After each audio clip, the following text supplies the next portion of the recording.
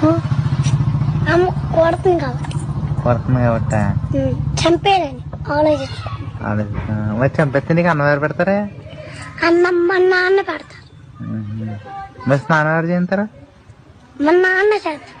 మరి మీ నాన్న కాలేజీకి వెళ్ళిపోతే అన్నం ఎవరు పెడతారు?